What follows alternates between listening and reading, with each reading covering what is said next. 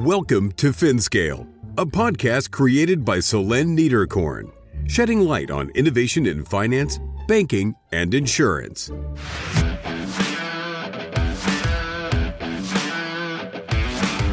Digital Frontiers in Finance.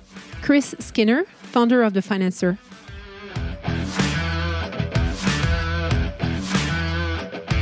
When I started it, my theme was the friction between decentralizing finance versus centralized finance, and the whole issue between cryptocurrencies and central bank digital currencies, and the role of a bank in that process.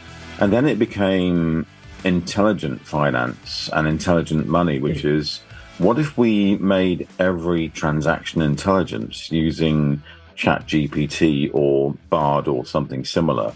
And obviously that's the hot topic right now in 2023. I don't know what it'll be in 2024. It does get interesting that if you could decentralize money and make it intelligent, what role does a bank have? In a time when many are returning to work after some holidays, it was an honor to interview Chris, who has been a preeminent voice in the finance and tech world for the past 2 decades. In this insightful episode, Chris sheds light on the intricacies of digital transformation in banking, reflecting on its imminent future amidst game changers like blockchain. He emphasized the pivotal role of digitisation in fostering financial inclusion, especially in underbanked regions, and discusses how technology can proactively address environmental and societal challenges, a theme central to his book, Digital for Good. He also shares pearls of wisdom from his journey with the Finanser, his influential blog, brimming with advice, sharp humor, and a wealth of innovative ideas. A discussion truly worth its weight in gold. Enjoy the show!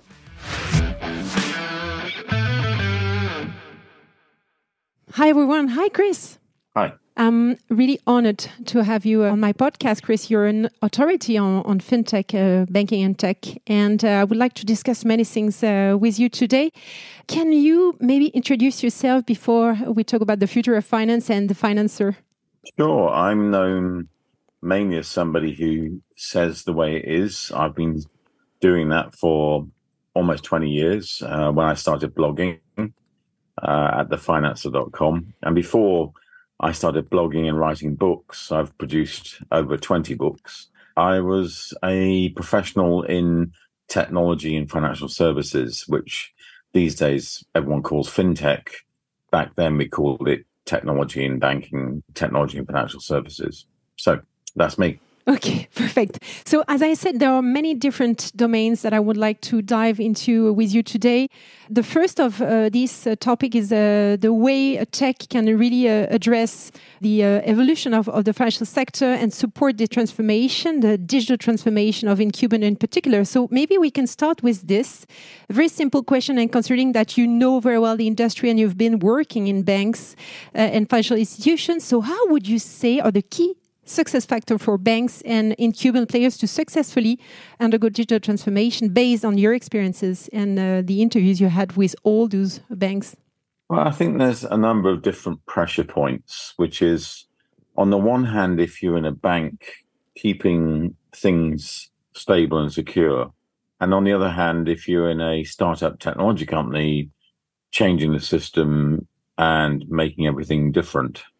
And there's a lot of opportunity using technology to reinvent the financial system. But the challenge that you bump into, as evidenced regularly by many fintech companies, is a lack of knowledge of regulation compliance and the reason why the financial system is structured the way it is. I don't know of a single bank that ever went to a regulator and said, please give us more regulation. But having said that, the reason why they have so many regulations is to keep things stable and secure. Mm-hmm. And this is the friction we see between innovation and regulation, between market progression and market stagnation. To a large extent, as a customer of a bank, I'm quite happy to have my bank being stagnating and snoozing. I'm not happy about the bank making so much money out of me, but that's another story.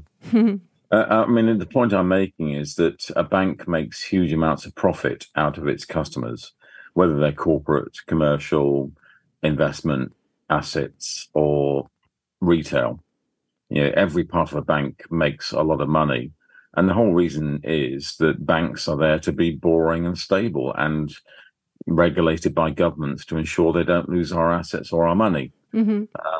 As a fintech startup, I wanted to disrupt that and change it and stop it and, create a whole different world. But a lot of the startups have no understanding as to the reason why it is the way it is. And do you think that financial institutions are not able to perform a proper digital transformation? That's what you mean? Financial institutions can transform. I've interviewed quite a lot of them, as you know, around their digital transformation projects. And the biggest challenge they have is the executive leadership team. It's not the board, it's not the middle management or the people on the ground, it's the executives themselves. And when you go to a bank's executive leadership team, how many of them have any background in technology and internet and digital servicing or mobile services? Very few. And that's an indictment of the industry. There's very few banks I've ever met that have people who are really, in their blood, immersed in the technology industry. If you're going to be a digital or mobile bank, you really have to have half of your executives at least having a career path that was involved in technology and telecommunications. And if you don't have that, then you're not fit for the future, to be honest. Yes, the problem I see, and I've been working for quite a while in banks, is also the problem of culture and the will to change. I mean, people are not incentivized to change as the system itself. And even if you have a few people in the area, in the executive committee, for instance, tech savvy and really keen on moving forward, the problem is that generally the culture is not sufficiently open for changes. Is it something that you can confirm based on your experience? All banks are different. So even if I come to Luxembourg, I can find lots of different attitudes amongst the banks. And particularly because Luxembourg is famous for private banking amongst the private banks. So every country, every institution is different. And within institutions, every part of the institution is different, whether you're dealing with the private bank, the investment bank, the retail bank, the commercial, corporate bank, et cetera, et cetera. So you can't generalize these things. But if I was to say overall, having met so many different companies in financial markets, the number one issue they all have is the ability for an executive to commit to change, because committing to change is almost getting turkeys to vote for Christmas. It's kind of saying that I'm willing to give up my job and risk my job on this gamble. And I don't see many executives willing to take that gamble. And I've seen that throughout my career. And it's still very true to right now and today. And do you think that with the emergence of the Internet of Value, the banking environment and landscape will evolve? And if this is the case, what strategies should companies adopt to compete? Well, I've just finished my newest book. It's going through the editing cycle, so it'll come out in 2024. And what was interesting is that when I started it, my theme was the friction between decentralizing finance versus centralized finance, and the whole issue between cryptocurrencies and central bank digital currencies and the role of a bank in that process. And then it became intelligent finance and intelligent money, which is, what if we made every transaction intelligent using ChatGPT or Bard or something similar? And obviously that's the hot topic right now in 2023. I don't know what it'll be in 2024, but it does get interesting that if you could decentralize money and make it intelligent, what role does a bank have? So what's your conclusion? I was going to leave that one with you. My view is that you can decentralize finance and make it intelligent with AI, but you still need regulation, and you still need some governance, and you still need some structure, which is giving the stability and security of confidence and trust, which I always come back to: confidence and trust, and stability and security and regulation, because without that, you've just got Sam Bankman-Fried, or Sam Bankman-Fried, as I call him, FTX, Mt. Gox, Quadrant, all the failed cryptocurrency platforms that have been out there. And if I'm honest, there's so many failures of cryptocurrencies, and everyone goes, oh, therefore they're the Wild West and we can't use them. And the answer is no, they're not the Wild West. The problem they have is it's the platforms that are trading them. It's not the currencies themselves. If we could work out the structure to decentralize finance with intelligence and regulation and trust, then you would have a system that's revolutionized financial services for the internet age. Yeah. And that's about where we're going right now. And that's the theme of my new book. Plug.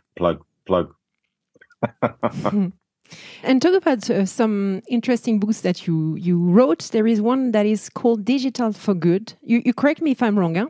And you discuss how technology and finance can address environmental and social issues. Can you share a few examples that you have included in your book where this has been effectively implemented? Yeah, I mean, each of the books that I've written have developed different themes. So, Digital Bank was obviously about how to become a digital bank. And doing digital was the banks that were trying to actually do digital transformation. Digital for Good is actually an amalgamation of over 20 different views from around the world, covering 5 continents. It didn't include Antarctica and the Arctic Circle for some reason. I'll have to talk to polar bears and penguins next time. But the whole theme was how can we use technology to look after the future of the world? And how can we use finance to look after the future of the world? And how can we use technology and finance together to look after the future of the world? And it developed from initially something I encountered in Ant Financial in Hangzhou, China, when I saw a poster of Jack Ma saying, let's use technology to make the world a better place and society a better society. It really struck home with me. And since then, I found so many companies, hundreds of companies, and it doesn't just include startups, it includes banks like Triodos, which is a Dutch bank. But there are many others like Arlandsbanken in Finland, who are trying to use technology and finance together to protect the future of our planet and climate. And my passion is not climate, to be honest, because although we have a climate emergency, as demonstrated by all the wildfires and floods that we've seen in 2023, it's actually biodiversity. It's protecting habitats of animals, because I'm a huge animal lover. And I'm really worried that we're decimating and making extinct most of the animals of this world. And that's what I want to protect. So I want to find a bank that resonates with my values. And that was one of the big themes of the books, that I realized over time that Gen Z, or Gen Z if you're American, and millennials and boomers want to look after the future of our world using technology and finance. And that was the whole theme of that book. And when it comes to financial inclusion, so financial inclusion is very important under developed regions. And I had my first special edition was about the way fintech was revolutionizing inclusion in Africa. How do you see that evolving? And do you think that the blockchain technology can really bring something very different in terms of financial inclusion in those underdeveloped regions? Oh, absolutely. I mean, financial inclusion through not blockchain necessarily, but more network technologies. So from 2G to 5G, we've been through these developments of the mobile technology services. And in fact, I met a very interesting company in Kenya some years ago who were developing 2G technologies to identify location of where the customer was who was sending money using text messaging. Now, obviously, 5G is far more advanced. But all those technologies of the mobile services and network services had transformed financial services and financial inclusion. And I think the big thing for me is that financial inclusion, someone said to me some years ago, why is it that banks think it's some sort of charitable thing? As in, giving a customer who's living on $1 a day or $5 a day is, a charitable thing. It's not. It's actually making money. And you see that from WeBank, which is part of WeChat Pay in China, to Nubank, which is a massive unicorn fintech startup in South America, to M-Pesa, who's one of the oldest and best known providers of text messaging payments in Kenya. There are so many examples where financial inclusion is driving innovation. And the core of this, and the biggest problem we have, is that the poorest people pay the most for transactions and payments. And if we can solve that through technology using mobile networking, then that's fantastic. And we are getting there. It's slow, but it is happening. Yeah. One last question, and then I would like to talk about the Finanser. Is you've been added to the MAD 33 list for inspirational change and transformation leaders. Congratulations. I would be interested that you share with us some insight or advice for aspiring leaders who really want to make the difference and make the future a reality. Well, I think the biggest thing is if you're leading a startup or a traditional bank, you have different things you have to deal with. If you're leading a startup, you probably have a very strong vision, an idea of where you want to go. And I would personally say that most young visionaries need a wrinkled, grey-haired person to hold their hand. And I offer myself as that person, obviously.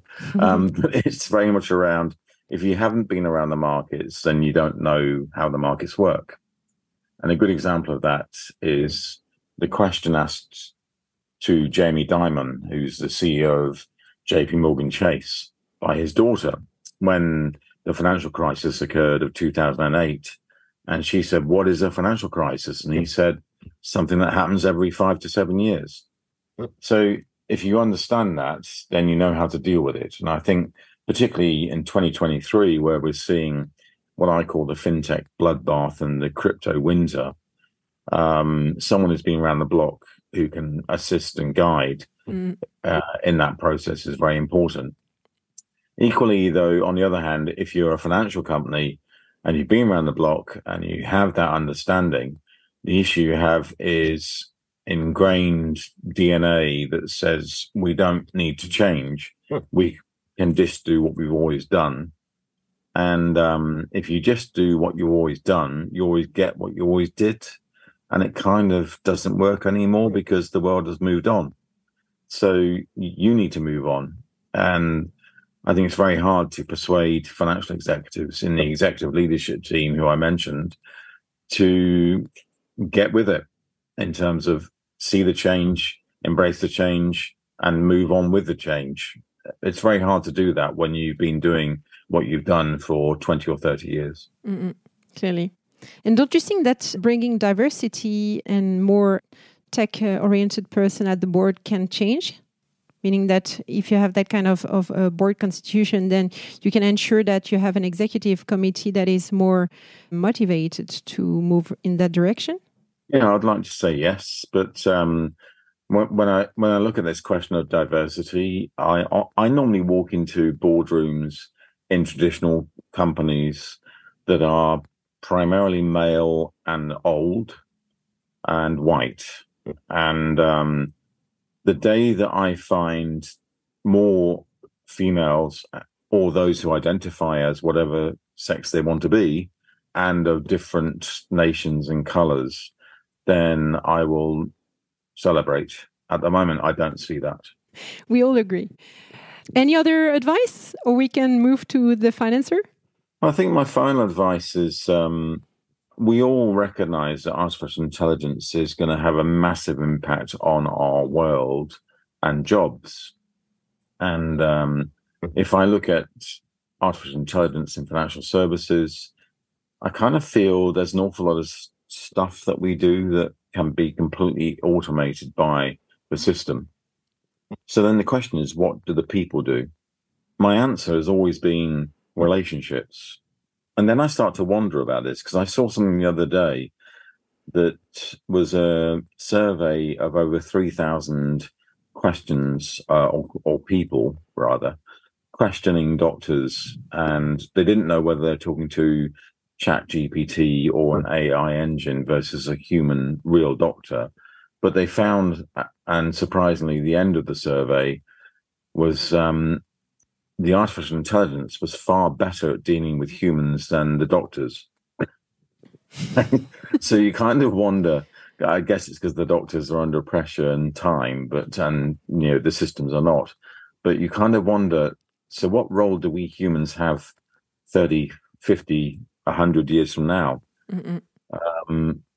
And that is a big debate that may be the form of my next book.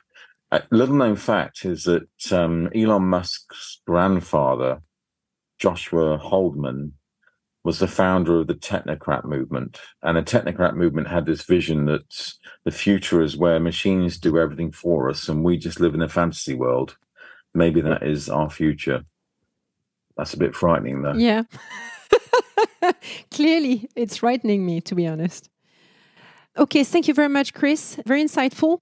Now, we know you, of course, because we all see you on conferences, on social media, etc. I was interested to dive into the business model of the Finanser and explain, maybe you can explain to us how it all started. Oh, long story, but long story short. 2002, I was made redundant because I've always been a troublemaker, which is my official title these days on LinkedIn. And basically, I tell people the way it is, the way I see it. So originally, back then, I started getting work writing research reports about where banking and technology was going. And then I was invited to start blogging about that subject in early 2007. And because I'm a really sad, nerdy, stupid idiot, I decided to do that every single day. And I've done it every single day since the 1st of February 2007, which is blog about technology, finance. And these days it's a bit wider. I do make some economic and political commentary, but I try and avoid economics and politics because that's the area where you move into stupidity. I'm much better at talking about technology. How do you decide the content that you want to publish on the Finanser? I mean, it's purely what excites or interests me, or that I think is worth a commentary on. And a lot of what goes into finance then becomes part of my presentations and books. In that, when you write something every day, and typically I try and write 1,000 words or more, it stays in your head. And then if it's in your head, you can present that back as fact when talking at conferences. So it's a virtuous circle between producing something every day, producing books and talking.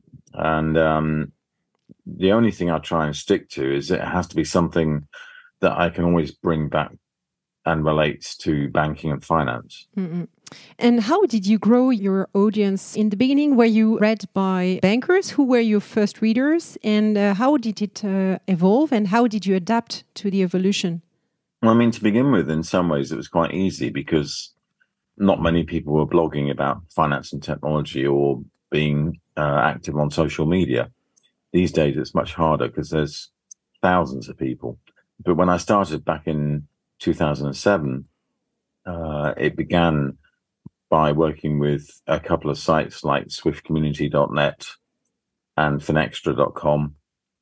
And then I created my own platform and it grew from there. So I already had some following at that point, mainly in the financial community. And then it became the fintech community. And that when you look at the dates, fintech wasn't really a thing until the 2010s. So in the 2000s, it was mainly banking people. And it's quite interesting if you look at what I was writing about. In the 2000s, I was writing mainly about regulatory change in banking.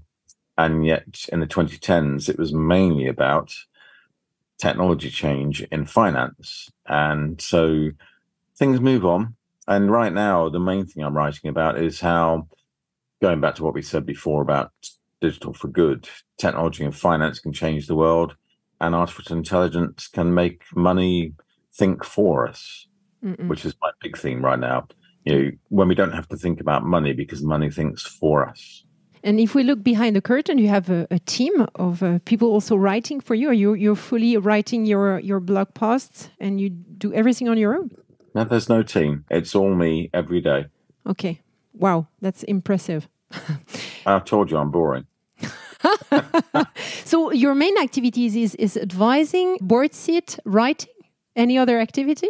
Presenting, conferences, etc.? Yeah, I mean, traveling the world, presenting at conferences, writing, producing books, my new book just in development right now. And that's quite a long process because there's lots of editing, advising fintech companies, being a mentor to some fintech founders, working with banks as part of their advisory board, a whole mixture of things. So it's a good life. I'm very lucky. Yes, I would say we have a comparable life. It's more or less what I do. One last question about the Finanser. I would like to know the future plans. Do you have in mind partnerships or expansions in specific areas?